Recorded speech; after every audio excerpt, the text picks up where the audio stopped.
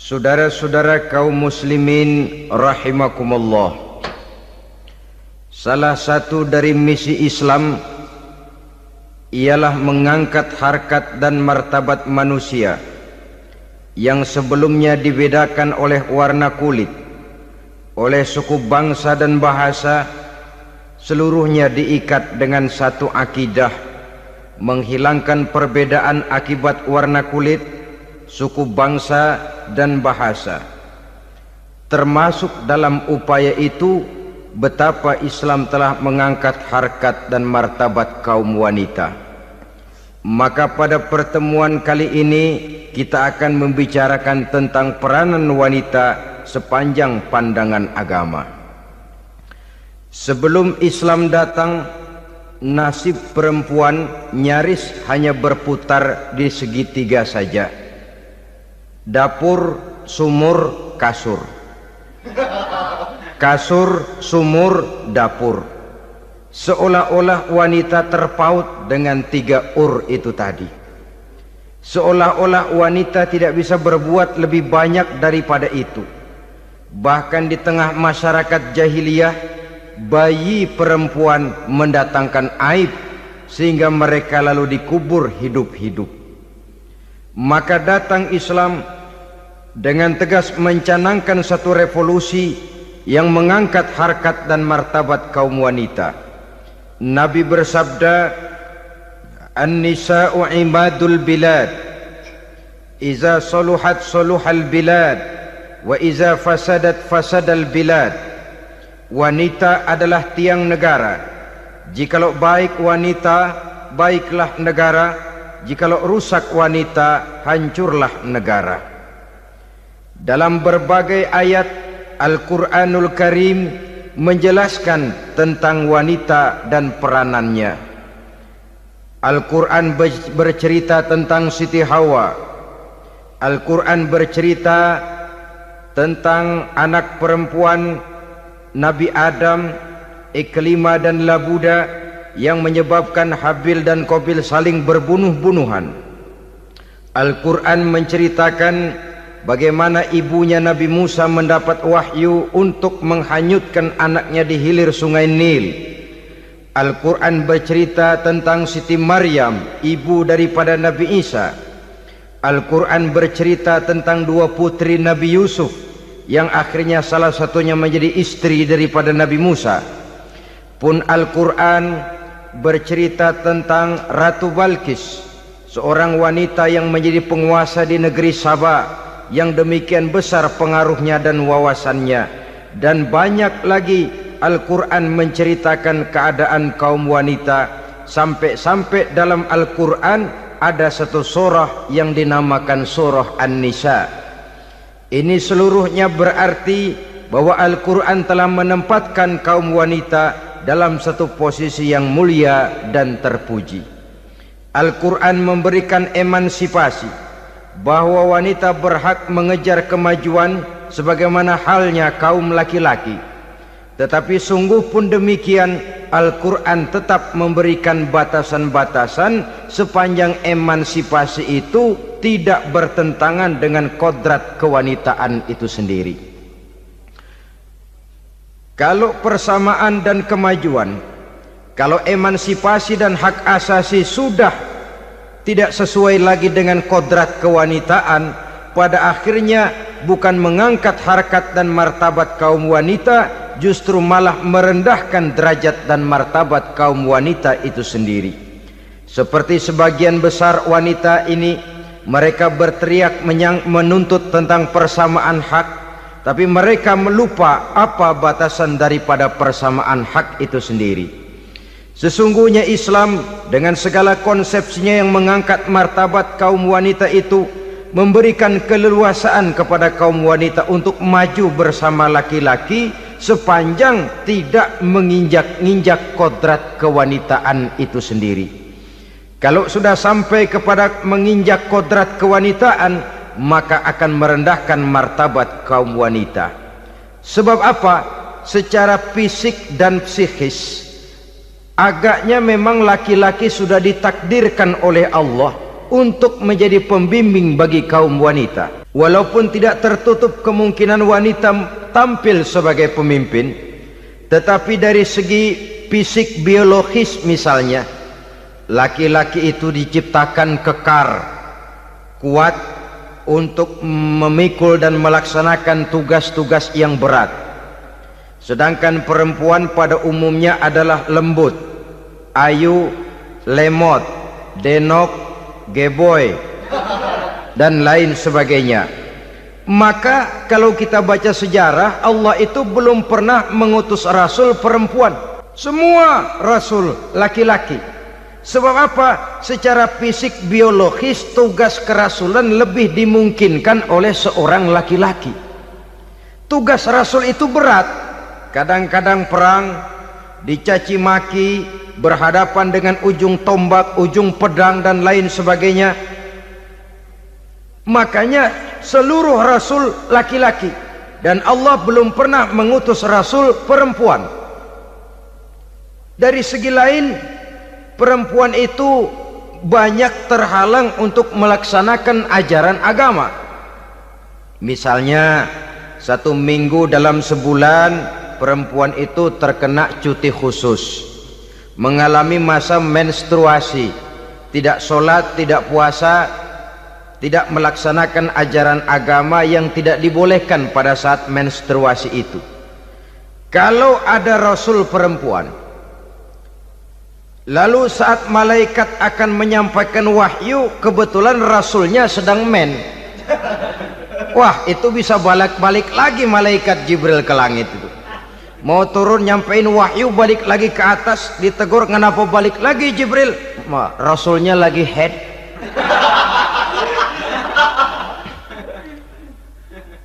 Atau pada saat agama dalam bahaya, agama dalam hinaan, agama dalam ancaman, rasulnya perempuan kebetulan sedang hamil besar. Apa lalu perang ditunda? Pengumuman perang ditunda saja sampai rasul melahirkan. Tentu lebih tidak mungkin lagi. Secara fisik biologis laki-laki lebih memungkinkan untuk melaksanakan tugas kerasulan ini. Maka seluruh rasul yang diutus Allah adalah laki-laki. Saudara hadirin yang saya muliakan, sungguh pun demikian, Islam itu mengangkat martabat wanita sedemikian tinggi sebagai tiang negara yang menentukan jatuh dan bangunnya negara, yang ikut mewarnai bahkan menjadi warnanya suatu negara. Walaupun peranannya memang tidak begitu kelihatan, tapi sesungguhnya amat sangat menentukan. Oleh karenanya secara umum emansipasi yang digariskan oleh Islam, emansipasi yang tidak bertentangan dengan kodrat kewanitaan di berbagai aspek kehidupan. Kalau sekarang emansipasi ini kelihatannya sudah salah pasang, salah kaprah. Bahkan belum lama kita menyaksikan bagaimana ada binaragawati. Di zaman sekarang perempuan sudah mulai angkat besi. Saya mulai mikir kalau perempuan sudah pada angkat besi, ini sudah tanda suaminya udah deket dibanting-bantingin ini. Tahun-tahun mendatang mungkin akan menyusul perempuan mulai narik becak.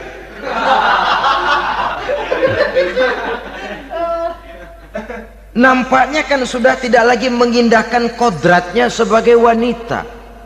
Ada olahraga yang hanya pantas dikerjakan oleh laki-laki. Oleh karena itu pada kesempatan ini kita akan mencoba melihat peranan wanita dari berbagai dimensinya. Yang pertama, peranan wanita sebagai istri. Adalah Rasul memilih istri pertamanya Sayyidatuna Khadijah radhiyallahu anha. Kalau pilihan utama beliau pertama kali nikah dengan Siti Khadijah, jelas itu pilihannya bukan karena kecantikan. Kenapa? Beliau nikahi Siti Khadijah dalam usia 40 tahun Khadijah dan 25 tahun Rasul. Statusnya janda pula. Kalau beliau seorang pemburu kembang, pemburu bunga, kenapa mesti nikah dengan janda berumur 40 tahun? Sedangkan beliau waktu itu masih berumur 25 tahun. Apa Apa sasaran utamanya? Bisa kita lihat nanti. Setelah beliau diangkat menjadi Rasul, ternyata Khadijah lebih daripada seorang istri. Beliau masuk ke dalam staf Nabi. Orang lain beliau belum beriman, beliau malah beriman lebih dahulu sebagai perempuan pertama yang masuk Islam.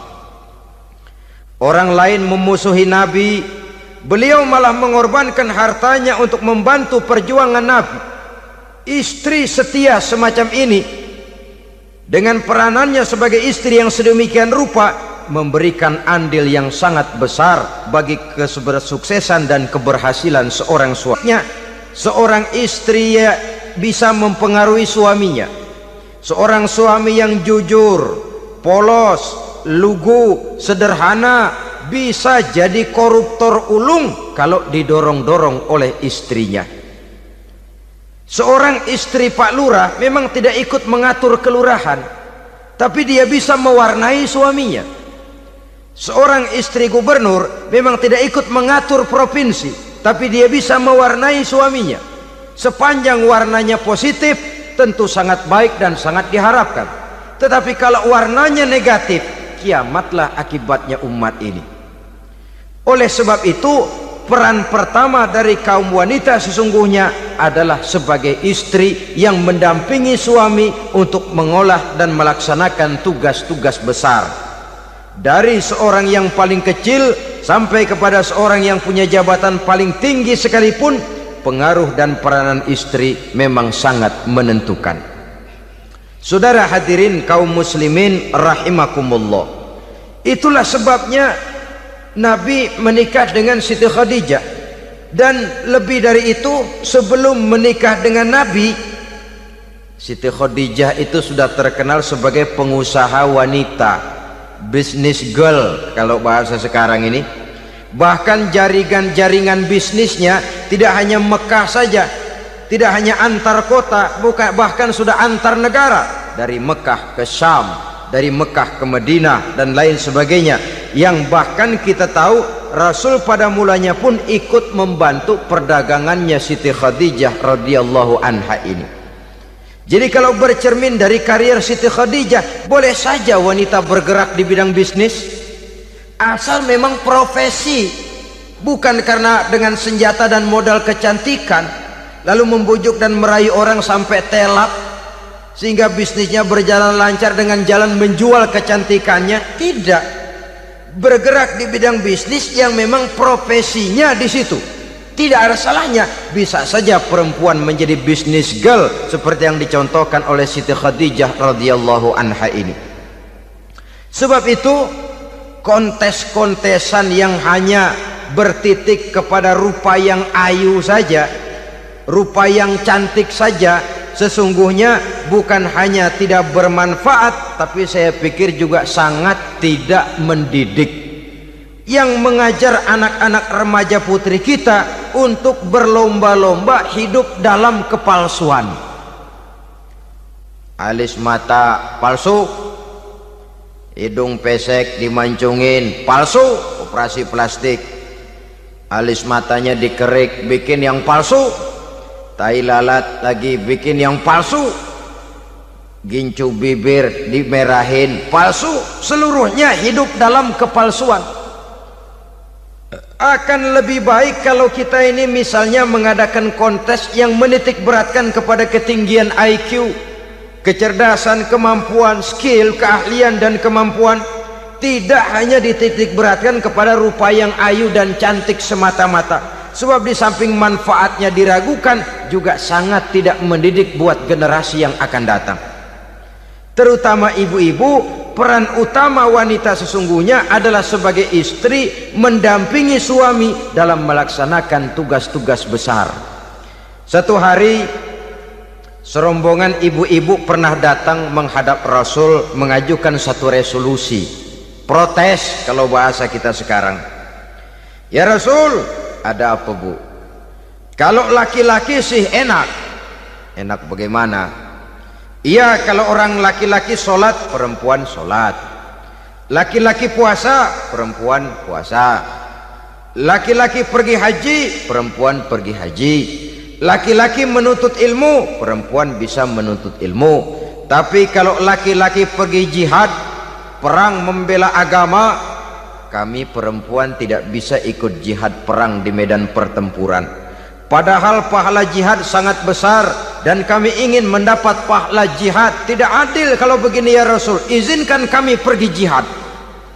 Ini perempuan di zaman Rasul, kalau ada kebaikan tidak bisa ikut, rasanya rugi bukan main, lalu protes.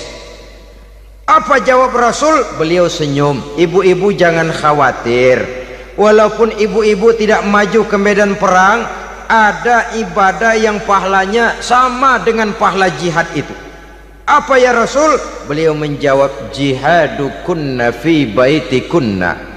Jihadnya ibu-ibu, jihadnya kaum wanita adalah di rumah tangganya sebagai istri. Memasak makanan suaminya, mencuci pakaian istrinya, mengasuh, merawat dan membesarkan anak-anaknya, itu seluruhnya bagian daripada ibadah yang pahalanya tidak kurang dengan pahala jihad. Kenapa? Al-Quran itu memberikan sesuatu sesuai dengan kedudukannya. Kalau perempuan pergi perang jihad membela agama, musuhnya laki semua, kayak apa perangnya? Itu musuhnya bisa nggak mau pakai pedang, perangnya udah gulat aja udah. Sehingga Rasul lalu memberikan satu jalan keluar yang membuat wanita-wanita itu lega. Jihadukunna fi baitikunna. Ibu-ibu sih tidak usah khawatir, jihad ibu adalah di rumah tangga ibu-ibu semua. Sejak bangun tidur sampai tidur kembali, nyaris kaum ibu itu 24 jam pekerjaannya. Sebagai istri, dia melaksanakan jihad di rumah tangganya. Peranan wanita yang pertama adalah sebagai istri, yang walaupun tidak kelihatan dan menonjol seperti halnya laki-laki, tapi sangat mewarnai, bahkan menjadi warna dari tugas apapun yang dihadapi oleh suaminya. Dulu ada seorang orator, kalau pidato hebat bukan main. Kalau dia bernada gembira, semua orang senyum. Kalau dia bercerita tentang sesuatu yang sedih, satu masjid orang nangis. Orang tanya kepadanya, Pak, bisa pidato begitu hebat, siapa yang bikin? Ya saya sendiri. Istrinya dari belakang bilang, tidak, yang bikin pidatonya hebat saya. Kata suaminya, mana bisa, saya, kata istrinya. Kalau saudara tidak percaya, tunggu Jumat depan, dia khutbah Jumat, saya akan bikin khutbahnya tidak hebat, kata istrinya. Sudah hari Rebo, siap-siap mau bikin konsep khutbah, baru mau nulis, datang istrinya, Bang, tolong pegangin anak, saya mau ke warung. Mau bikin konsep lagi, kata istrinya, Bang, tolong ini, tolong itu, tolong ini. Sampai mau berangkat khutbah Jumat, khutbah belum selesai dibikin. Begitu naik mimbar, kehabisan bahan. Sudah 10 menit masih ama bakdu. Ini yang dengar heran, ini orang kok bicaranya bisa cuma amat sama badu saja. Di situ kelihatan saudara-saudara betapa peran serta istri yang walaupun tidak kelihatan oleh pandangan mata yang zahir, tapi teramat sangat menentukan. Sekali lagi, tidak ada seorang suami bisa sukses jadi apapun dia tanpa peran serta istrinya di rumah. Tidak ada kemajuan yang bisa diperoleh kalau tidak karena peran serta istrinya di rumah. Tidak ada kesuksesan yang bisa diraih tanpa keikutsertaan daripada istrinya di rumah. Walaupun suaminya yang dikenal orang, suaminya yang dipuji orang, suaminya yang disanjung orang, bagian besar tetaplah saham dan andil daripada istrinya yang di rumah itu. Ini makna an-nisa imadul bilad. Wanita adalah tiang negara. Jikalau baik wanita, baik negara. Jikalau rusak wanita, hancur negara. Karena wanita, negeri Sabah menjadi terkenal tentram, aman, wawasan politiknya luas. seorang semacam Cleopatra bisa menaklukkan Julius Caesar, dan begitu selanjutnya. Banyak cerita-cerita betapa wanita yang berperan di belakang layar ini bahkan bisa menggoyangkan negara. Bahkan yang paling dekat saja contoh dengan kita, Senator Gary Hart. Saudara masih dengar tentu itu, betapa harus terpaksa mengundurkan diri dari pencalonan presiden Amerika karena kasusnya dengan Donna Rice itu, dengan hostess itu. Betapa di sini seorang perempuan atau seorang wanita sanggup membongkar seseorang yang punya masa depan ceria untuk menuju kursi kepresidenan dari suatu negara adidaya seperti Amerika, bisa gagal berantakan karena skandalnya itu. Apa penyebabnya? Wanita. Tapi wanita juga bisa menyebabkan menjadi cambuk majunya laki-laki. Wanita juga bisa menghancurkan dan mengubur laki-laki. Saudara hadirin yang saya muliakan, ia memang kelihatannya makhluk yang lemah, tapi di balik kelemahannya itu sesungguhnya dia bisa menelan laki-laki yang bagaimanapun besarnya. Saudara-saudara kaum muslimin rahimakumullah, terutama ibu-ibu yang saya hormati, jadi peranan yang pertama wanita sebagai seorang istri. Yang kedua, wanita sebagai ibu. Ini juga sangat besar pengaruhnya dalam membentuk generasi masa yang akan datang. Bapak oleh karena kesibukan tugasnya tentu lebih banyak di luar rumah. Yang nyaris 24 jam di rumah itu ibu. Bagaimana dia merawat anaknya, bagaimana dia menaruh perhatian terhadap anaknya, bagaimana ia melimpahkan kasih sayang kepada anak-anaknya, akan membentuk kepribadian anak dan artinya membentuk generasi yang akan datang. Kalau seorang ibu sudah cuek-cuek saja kepada anaknya, padahal Quran mengatakan al-jannatu tahta aqdamil ummahat, surga di bawah telapak kaki ibu. Hadis ini bisa kita artikan macam-macam. Pertama, anak tidak akan mendapat kebahagiaan tanpa ridho daripada ibunya. Kedua, ibu adalah wanita agung yang harus ditaati. Ketiga, neraka atau surga anak bergantung kepada ibu, bagaimana dia mewarnai anak. Kalau ibunya cuek-cuek saja sama anaknya, dan sering jadi contoh klasik, kalau anak ayamnya beduk maghrib belum pulang, satu RT dicariin, hansip diundang, kalau perlu dan ramil dilaporin. Tapi kalau anak gadisnya jam 12 tengah malam belum pulang, ibu tenang saja Pak. Tidak tergerak dan tidak tertarik hatinya. Ya tentu tidak semua. Kalau sudah begitu, bukankah hakikatnya ibu sudah menciptakan neraka buat anaknya sendiri? Khalil Gibran dalam satu tamsil yang indah pernah mengatakan, kalau kita diberikan sebutir mutiara, sebutir intan, dan intan itu sebutirnya sebesar telur ayam, benda yang sangat langka dan berharga, tentu kita sayang intan atau mutiara itu. Kita jaga baik-baik, kita simpan dalam kotak, kotaknya kita kunci, kotak itu kita simpan di dalam lemari, lemarinya kita kunci lagi, lemarinya ada di dalam kamar, kamarnya pakai pintu, pintunya kita kunci lagi. Kamar itu ada dalam rumah, rumahnya pakai pintu, dikunci lagi. Kemudian rumahnya pakai pintu gerbang besar, gerbangnya juga digembok lagi. Untuk menjaga intan itu jangan sampai hilang, begitu usaha kita berlapis-lapis. Dan intan itu sudah diberikan kepada kita, kata Khalil Gibran. Apa dia? Anak-anak yang diamanahkan Allah kepada kita. Itu intan-intan mahal, itu mutiara-mutiara pilihan yang dititipkan dan diamanahkan untuk kita jaga sebaik-baiknya. Haruskah dia sia-sia di tangan kita? Haruskah dia merana jatuh di tangan ibu yang tidak punya tanggung jawab? Saudara hadirin yang saya muliakan, oleh karenanya peranan sebagai ibu ini sangat menentukan bagi pembentukan generasi yang akan datang. Salah ibu mengarahkan anak, akan lahir generasi mendatang yang tidak kita harapkan. Sehingga Nabi bersabda, kullu mauludin yuladu 'alal fitrah fa abawaihi yuhawwidanihi aw yunassiranihi aw yumajjisanihi. Setiap bayi dilahirkan dalam keadaan suci, setiap bayi dilahirkan dalam keadaan bersih, tidak punya dosa. Islam tidak mengenal dosa warisan.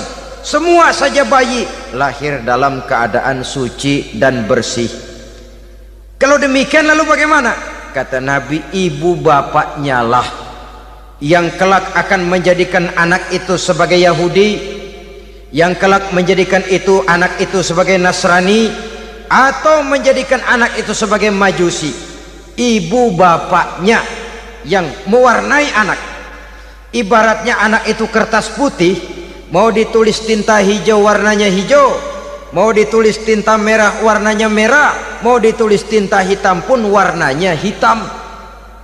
Oleh karena itu pembentukan anak yang soleh secara mental sesungguhnya sudah diwarnai oleh kebiasaan ibu bapak dalam pergaulan di rumah tangganya secara mental.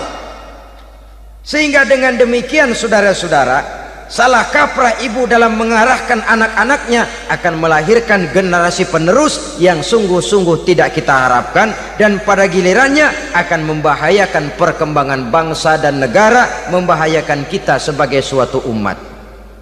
Apalagi sekarang ini masih banyak orang-orang muslim, orang-orang tua muslim yang kadang-kadang menyekolahkan anaknya di sekolah yang membahayakan akidahnya, mematikan imannya, menghancurkan tauhidnya. Pokoknya asal bonafid keluar sekolah ada jaminan lapangan kerja, perkara anak mau kafir mau murtad bukan urusan.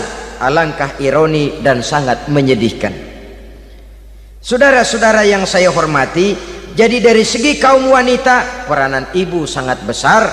Dari segi anak, ketaatan kepada ibu, doa restu ibu akan membawa kepada kebahagiaan hidup.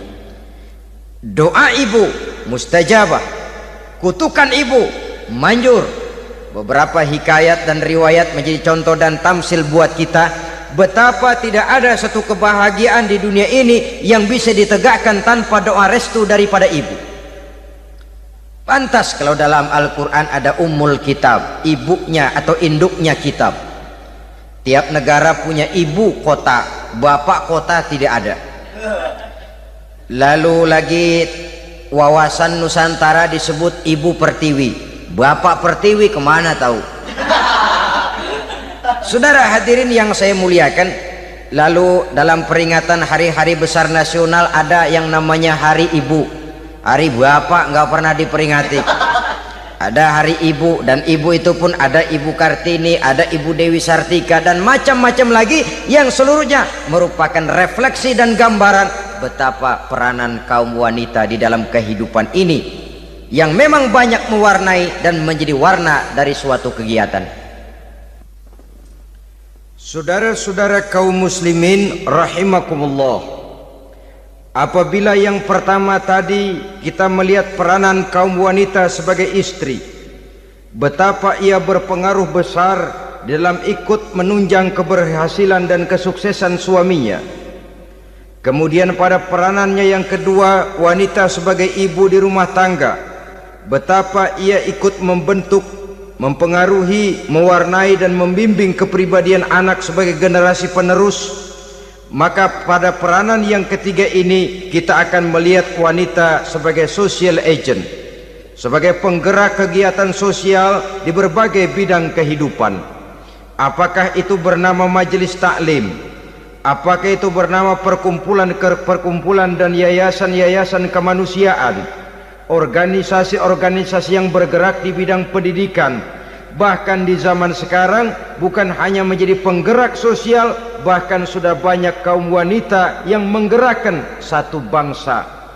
Dunia mengenal Margaret Thatcher, dunia mengenal Indira Gandhi, dunia mengenal Bandara Naike, dunia mengenal Corazon Aquino, dunia mengenal Golda Meir dulu itu dari Israel.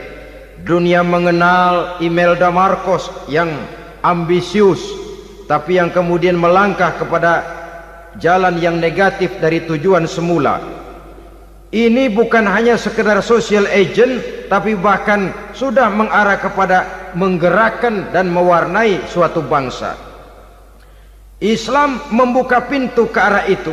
Wanita duduk dan berfungsi sebagai social agent, mengurus berbagai macam perkumpulan-perkumpulan yang bertujuan kepada kebajikan, menyantuni yatim piatu, memelihara kesehatan, menyayangi binatang, memelihara kelestarian lingkungan dan lain sebagainya. Islam membukakan pintu sepanjang peranan sebagai istri dan sebagai ibu tidak diabaikan. Ini sebab yang utama. Salah seorang perempuan, kaum wanita, kalau terlalu aktif berorganisasi, terlalu aktif bermasyarakat, terlalu aktif dalam berbagai macam perkumpulan, lalu melupakan tugas utamanya sebagai istri dari suaminya, sebagai ibu dari anak-anaknya. Ibu asik rapat sana rapat sini, anak tidak pernah diajak rapat. Akhirnya si anak bikin perkumpulan sendiri, rapat menurut versi mereka, sehingga akibatnya yang timbul anak merasa kurang diperhatikan oleh ibunya. Ngaji bagus, tapi kalau sepanjang hari ngaji saja, suami pulang mau makan tidak ada makanan, mau berganti pakaian belum lagi diteriska pakaiannya, tentu ini melupakan fungsi yang utama. Kegiatan sosial, kegiatan di organisasi adalah jadwal kegiatan setelah fungsi sebagai istri dari suami, sebagai ibu dari anak-anak dilaksanakan dengan sebaik-baiknya.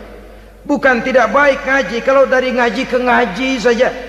Bangun tidur ngaji, jam 7 ngaji, berangkat jam 11, sholat zuhur berangkat ngaji lagi, pulang sore, malam ngaji lagi. Suami tidak terurus, anak-anak pun terbengkalai, rusaklah rumah tangga. Dan bukankah satu bangsa terdiri dari satu tatanan masyarakat, dan tatanan masyarakat yang paling kecil bernama keluarga. Keluarga merupakan unit dari masyarakat, unit yang terkecil, dan keluarga terdiri dari pribadi-pribadi yang merupakan bapak, ibu, dan anak-anak. Sehingga masyarakat bangsa yang baik terdiri dari masyarakat yang baik, masyarakat yang baik tersusun dari keluarga-keluarga yang baik, dan keluarga yang baik akan muncul dari pribadi dan individu yang baik.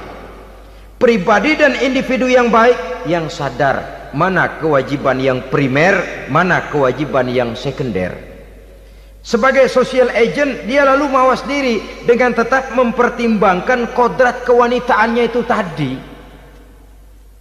Saya ikut prihatin kalau ada perempuan main sepak bola, dan saya yakin betul kalau perempuan main sepak bola yang nonton pasti bukan nonton bola. Ya mungkin bola juga, tapi bola yang mana itu wallahu a'lam. Boy, ya dicari olahraga yang sesuai dengan kodrat kewanitaan begitu. Dicarilah olahraga yang sesuai dengan kodrat kewanitaan. Sepak bola sudah maju, ya belakangan saya katakan tadi muncul lagi wanita angkat besi. Belakangan bisa kita bayangkan wanita main tinju. Babak belur sudah kalau sudah begitu.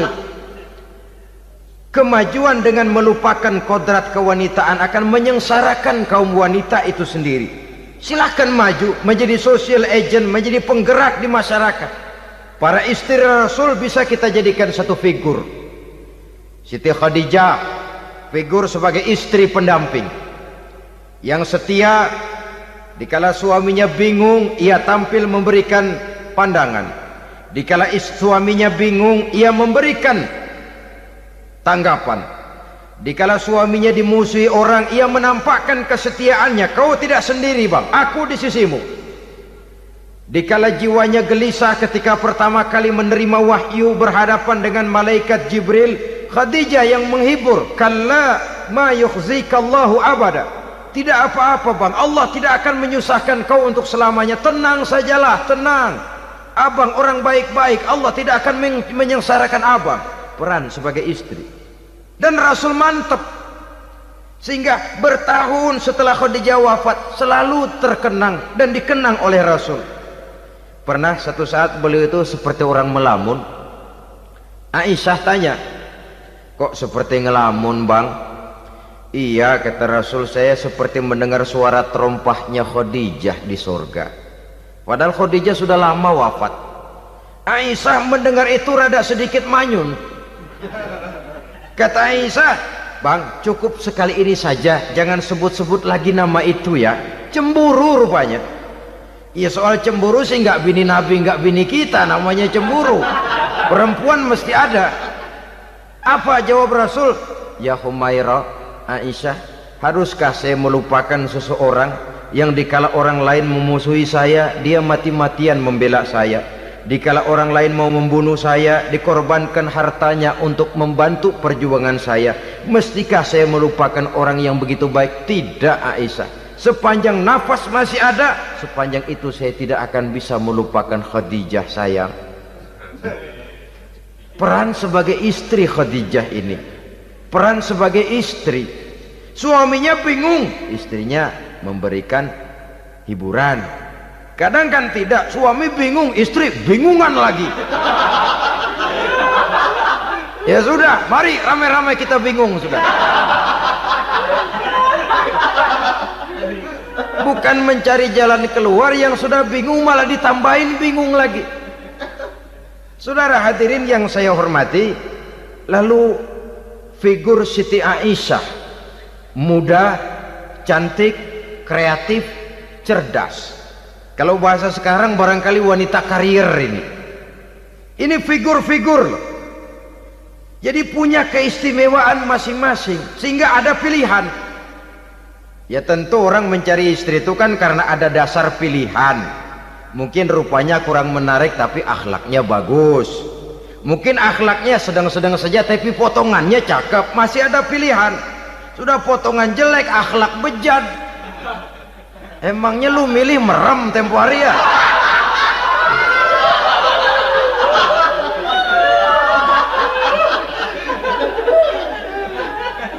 Sudah nggak ada pilihan apa-apa. Lalu ada istri yang punya keistimewaan karena sifatnya yang sabar, ada yang wataknya itu pemurah, ada yang sifatnya itu belas kasih. Pendeknya, dari istri-istri Rasul kita bisa menemukan figur-figur wanita teladan. Sehingga keliru kalau kaum orientalis barat mengatakan Rasulullah itu katanya sesungguhnya adalah seorang seks mania, istrinya banyak. Oh ini memang bajingan ini orientalis ini. Kalau Rasulullah itu seorang seks mania, tentu yang dinikahinya itu pertama jelas gadis semua, yang kedua tentu cantik-cantik semua. Dari istri-istri beliau yang dikawininya dalam keadaan gadis cuma Siti Aisyah. Selebihnya janda. Apa pertimbangannya? Menyantuni yatim-yatimnya, mengayomi janda-janda yang ditinggal suaminya gugur di medan perang, untuk memperkuat keimanannya. Itu pilihan utama Rasul. Kita sekarang ini ya ngakunya sih ikut sunnah Rasul, cuma sunnahnya urusan kawin melulu. Ada duit sedikit, kawin maning, kawin maning. Ditanya orang kenapa kawin melulu, sih mas sunnah Rasul. Bukan main. Kalau sudah urusan kawin pahlawan betul sunnah Rasul. Padahal kawin lagi dalam Islam itu sungguh pun boleh, tapi tidak diperintah. Tidak diperintah, memang cuma boleh. Itu kalau dalam pesawat itu cuma semacam emergency exit lah ya, yang tidak boleh sembarang waktu bisa dibuka. Kalau memang sanggup berlaku adil, tafadhol. Kalau tidak, satu juga nggak habis. Lagian saya kira perempuan itu kan cuma perbedaan rupa saja, perbedaan selera saja. Seperti singkong dengan sate, bedanya kan cuma di tenggorokan. Kalau sudah masuk ke perut, kenyangnya kan sama. Perempuan cuma berbeda dalam selera, rasanya barangkali ya, barangkali.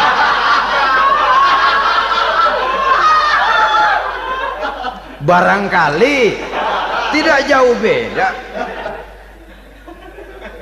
Saudara hadirinlah, Islam ini mengatur lewat pintu yang dinamakan nikah itu tadi, sehingga dengan demikian bisa dinikmati secara tenang, tentram. Tidak usah manusia ya, kucing saja. Coba lihat kucing. Kalau ikan dia boleh nyolong, kucing itu boleh curi, makannya nggak tenang kucing. Coba lihat ini. Asal dia nyolong ikan, makannya juga mindik-mindik. Matanya nengok kiri, nengok kanan. Ada sedikit gerusak, kabur. Secara nalurinya kucing tahu kalau ini ikan curian, makannya nggak tenang dia. Tapi kalau ikan kita kasih, kucing anteng, geledek juga nyamber, manteng aja dia. Nalurinya mengatakan ini ikan dikasih sama yang punya, tenang dia. Saudara hadirin yang saya hormati, orang juga gitu. Kalau hubungan suami istrinya sudah sah, diikat dengan akad nikah, tenang, anteng, nggak gerasak gerusuk, nggak kayak diubur-ubur maling, anteng aja. Dan yang ngintip juga cuek aja udah. Biarin aja dia ngintip, capek sendirilah.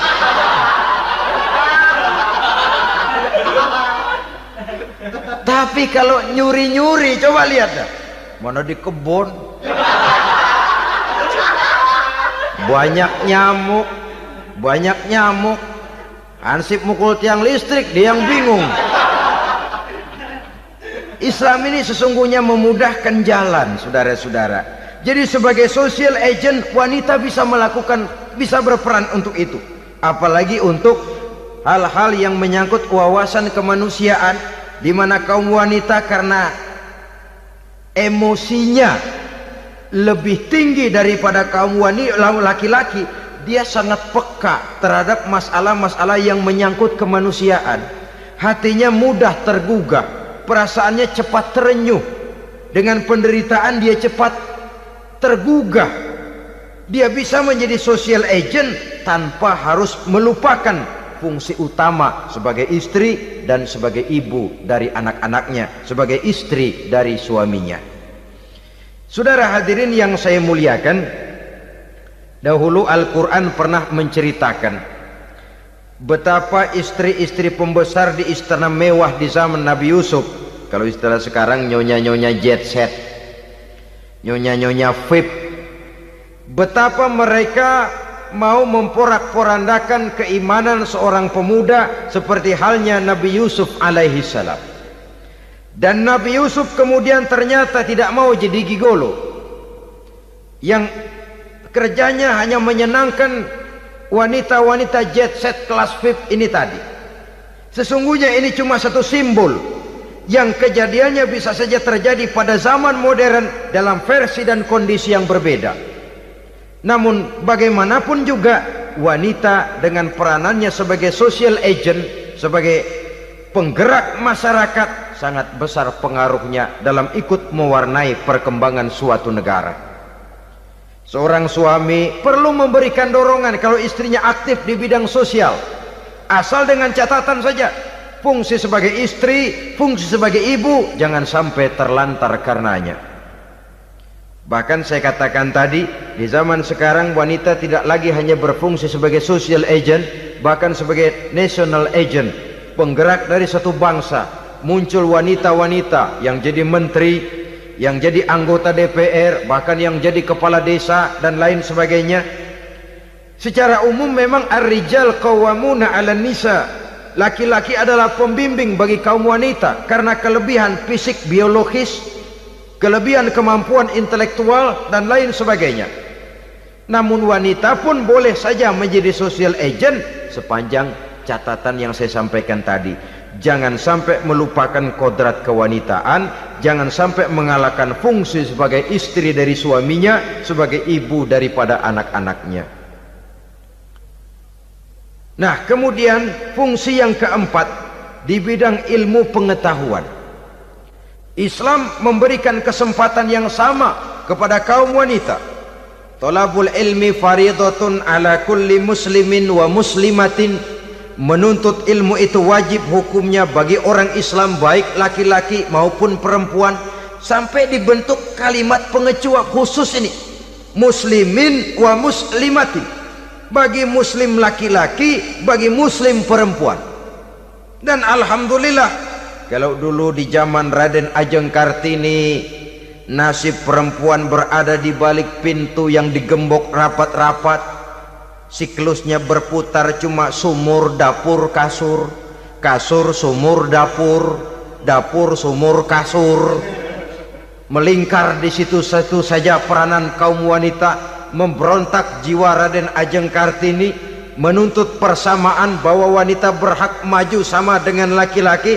Entah Islam sejak 14 abad yang lalu sudah mencanangkan ini, menuntut ilmu wajib bagi laki-laki dan perempuan beragama Islam.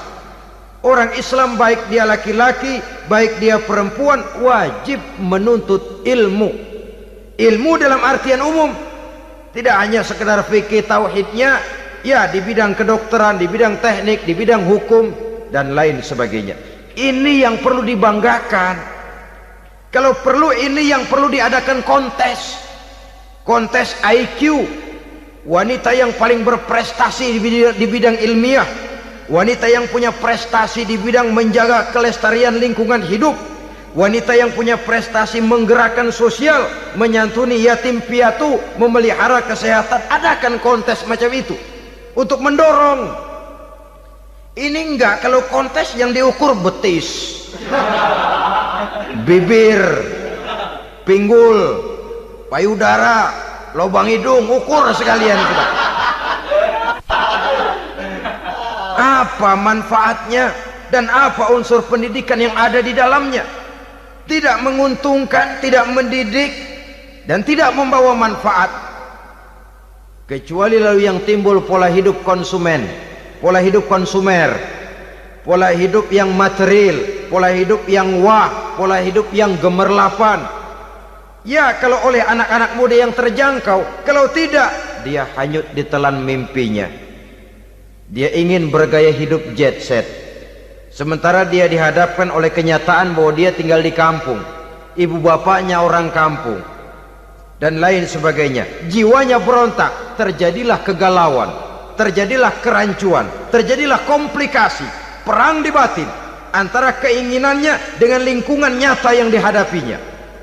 Dan kalau sudah ada gejala semacam itu, penyakit-penyakit kejiwaan akan mudah muncul.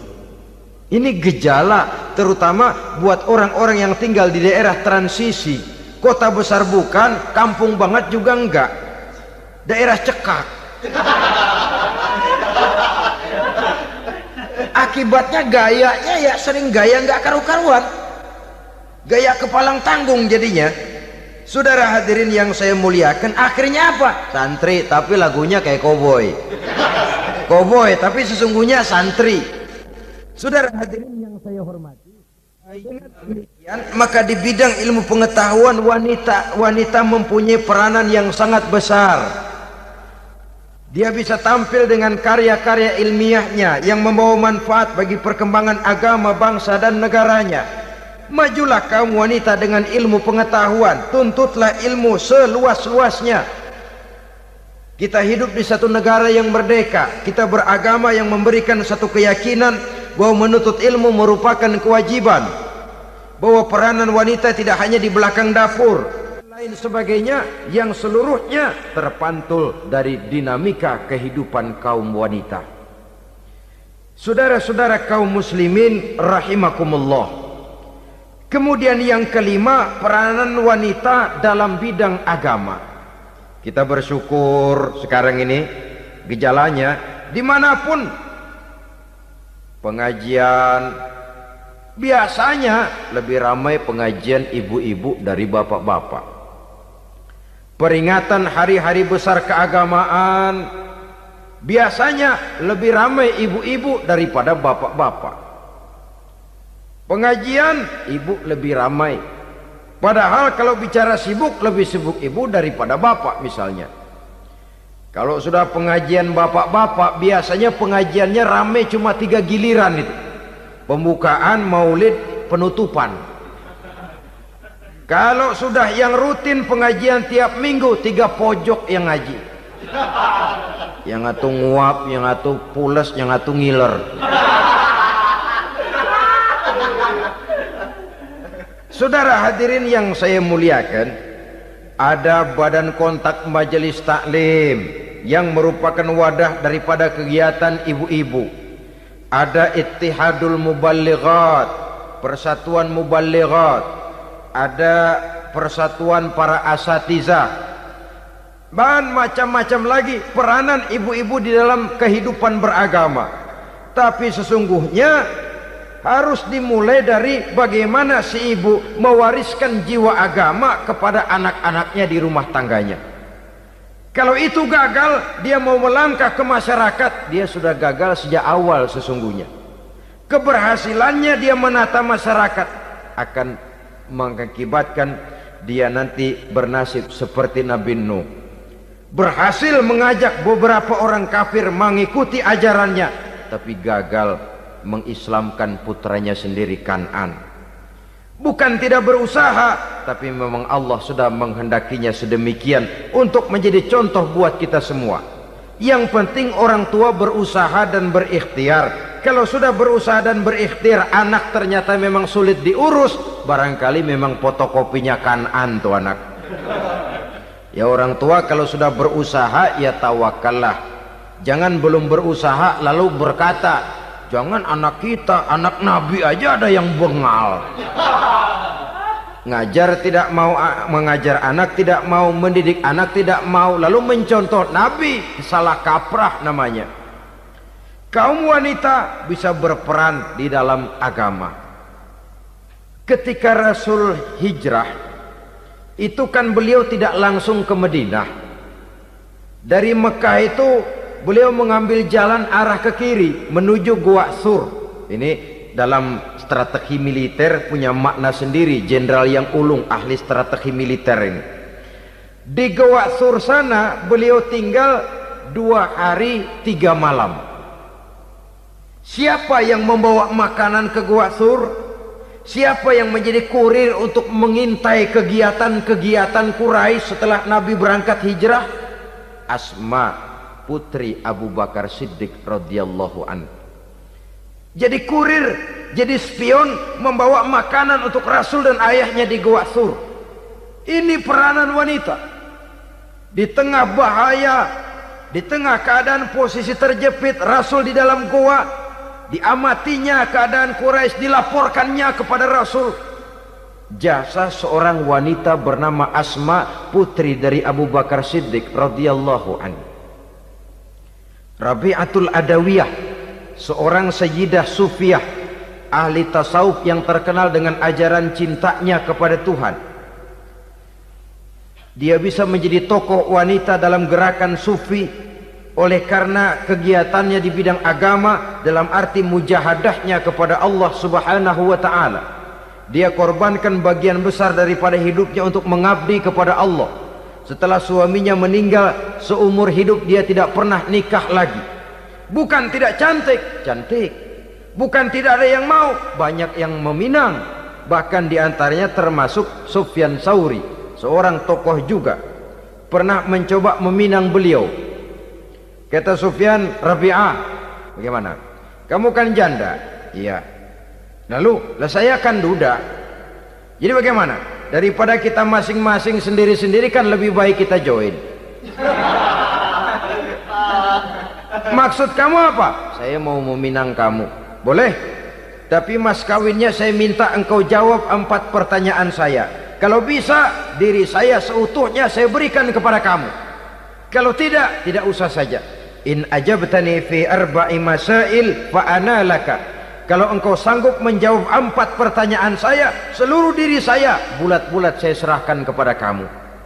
Yang pertama, Sufyan, semua orang kan bakalan mati. Iya. Ya soal mati sih sama, mati. Cuma hakikat mati kan lain-lain. Ada yang matinya itu husnul khatimah, mati baik di akhirnya. Lagi ngaji, mati. Lagi baca Quran, mati. Lagi sholat, mati. Lagi dengar ceramah, mati. lagi sodakoh, mati. Itu mati yang su'ul khatimah. Ada yang mati itu mati yang husnul khatimah, maksud saya. Ada mati itu yang disebut su'ul khatimah, jelek di penghujungnya. Lagi nyekek botol, mampus. Lagi banting kartu, plak plak, habis. Lagi makan riba, mati. Lagi zina, mati. Lagi nipu, mati. Kira-kira kalau saya nanti mati, su'ul khatimah apa husnul khatimah? Loh, saya nggak tahu, kamu mati saja belum. Tidak bisa kamu jawab, tidak bisa. Yang kedua, setelah mati kita masuk ke alam kubur. Di kubur kita akan dapat nikmat kubur atau azab kubur. Hari itu kira-kira saya dapat nikmat apa dapat azab? Saya tidak tahu. Di padang mahsyar setelah ditimbang kita dapat kitab di tangan kanan kalau baik, di tangan kiri atau dari belakang kalau jahat. Hari itu saya dapat kitab di tangan kiri apa tangan kanan? Saya nggak tahu. Yang keempat, orang akan lewat di atas sirat. Yang selamat sampai surga, yang celaka sampai ke neraka. Kira-kira saya yang selamat apa yang celaka? Wah, kata Sofyan, gua nggak tahu, udah butak dah lempangan itu deh.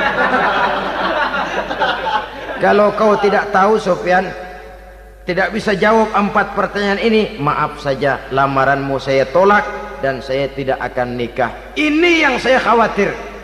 Maka dia terkenal sebagai Sayyidah Sufiyah, tokoh wanita dalam dunia sufi. Dan artinya wanita bisa berperan banyak dalam bidang agama, sebagai pengasuh majelis taklim, sebagai pengasuh yatim piatu, sebagai gerakan-gerakan keagamaan yang positif dan lain sebagainya. Ini dimungkinkan karena Islam menunjang harkat dan martabat kaum wanita.